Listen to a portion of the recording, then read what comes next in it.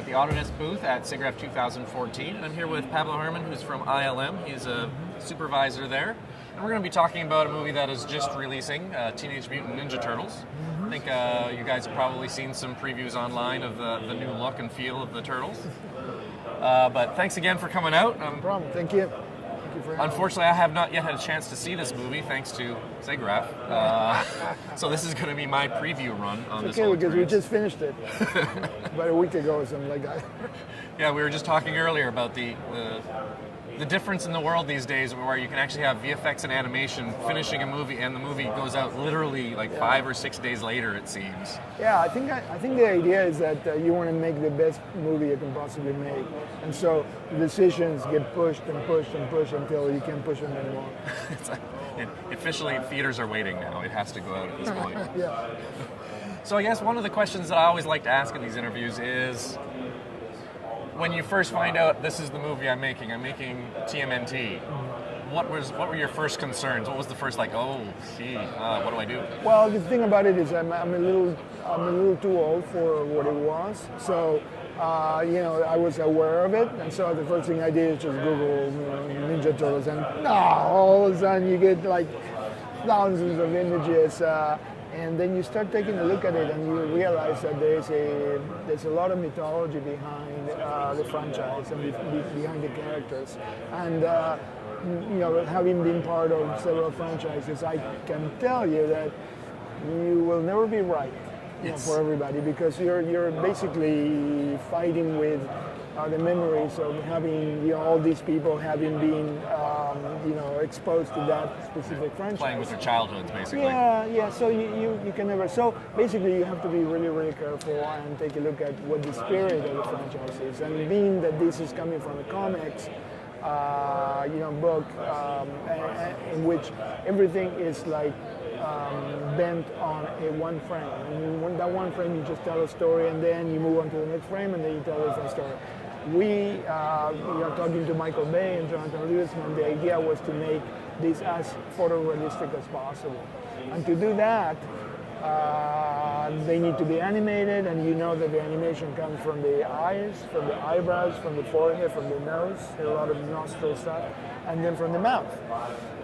So you know that if you have a mouth that goes from cheek to cheek, and you need some specific phonemes like F and THs and things like that, you have to be able to design it so that it doesn't look like a puppet. So, like for instance, these kind of designs are just done exactly for that. So you can see that the face is done so that the mouth can actually iterate different phonemes, and that if you're saying that the animation comes from all these different parts of the face, already 50% of the face is already taken out, because I can't do anything. Just imagine somebody without eyebrows. Yeah, exactly. And so you have to be able to emote, and to do that you have to make some design decisions that have to do with how are they going to move. And if you have a character like Donatello that has a mouth they're a little bit bigger than ours, and the proportions are not exactly human, you also have to be able to put some of the original characters into each one of the designs, so that the 4 turtles are completely different from each other, and each of them have enough richness in terms of the details so that you can differentiate them. So that would be that's some of the things that I'm thinking about. I meet with the director, I meet with the producers, and we talk a little bit about what how the movie is going to be made. And the first thing that I think about is the fact that we want to have 4 actors on the set, and we want to capture the motion, and we want to capture the performance. And to do that, we need 4 great actors that have great chemistry together, and that we put on them a device so that we can capture their performances. What we came up with is we work with VideoHawks to come up with a helmet that has 2 HD cameras, left and right, so that we can solve some of the some of the animation that happens at the edge of the eyes and the jaws and the edge of the mouth. So the actors are wearing that, and they have 138 markers, and we have a kind of a footprint of 14 people on the set recording those performances. And you can see that the set is a very hectic place. Where there's technicians, capturing that performance throughout the 15 hours. And so there's a lot of data. There's terabytes of data. Between witness cameras, actual material. Yes, it's a lot of stuff. The other thing that we capture, besides the face, was the body performance. And then we came up with a different suit here that basically the computer takes a look at patterns, and we put specific fiducias, in the back of the shells and throughout the body, so that the computer knows which turtle is which. Okay, gotcha. Because the four of them look exactly the same. So it's literally extrapolating based on the patterns, what I'm seeing here? Yes. So it's not like the usual, like a bunch of ping pong balls kind of stuck to the No, suit there's no ping pong balls here. There are two witness cameras that are basically triangulating where these people are on the set. So this is a system that it was taken on location. And then there's a face performance that comes with it. So you have a lot of data that gets put together. And then you have some examples here of some of the final shots and some of the on-set performances. And the whole system, this whole system that we put together, has to do with scientifically capturing the data and scientifically retargeting that data onto a digital asset, but then bringing in an animator to reinterpret that data so that the performance is totally enough.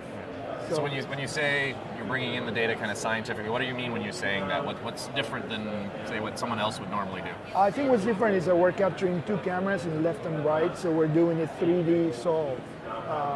But the 3D solve, it's interesting because the 3D solve has to be something that has to be solved in a way that the animators would solve it. Right. So it's a little bit of AI, artificial intelligence right there that says, okay, I need to solve this performance through 50 different sliders and all these. Not through just physically moving a point. No. In a way so that when the data is passed to the animator, it's completely understandable. And let me just point out that this is not a system that basically solves the data and then gives it to cans the data and gives it to the animator. This is a system in which all the Maya curves are kept live, and the animators work on the curves themselves, not on the different layer later on. So I think the thing for people to understand then is when you look at what, say, a traditional facial mocap system is you have 100 and some odd points in the face. The animator would get the ugly duty of dealing with 100 and some odd sets of curves for each point. And what you're giving them, though, is like, no, in order for that character to smile, the computer actually drove the sliders and controls that the animator would drive to make that smile happen. Yes, and it's really important that the computer does that thing right, because if it doesn't, when you move a slider, when you move a curve, then you go off model. And then you end up with, not being able to solve that. I think also the idea was to have the animators have access at the raw data, so that you're not handing them a cooked, solve, and then on top of that you're animating through shapes and doing some kind of stretching. Counter-animating. Yeah, counter-animating stuff.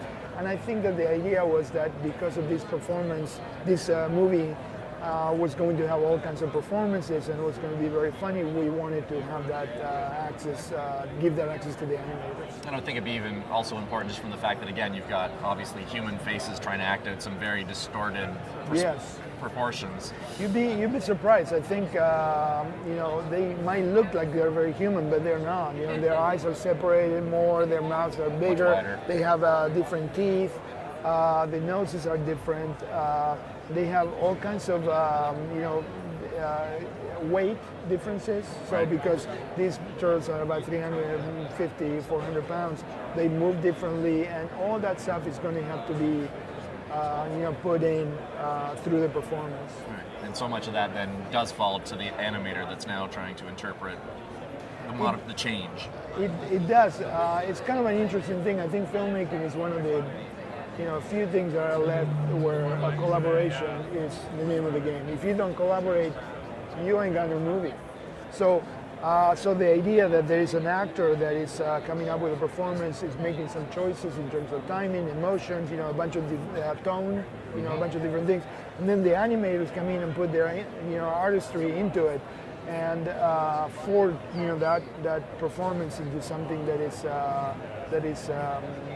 attainable and something that people will like.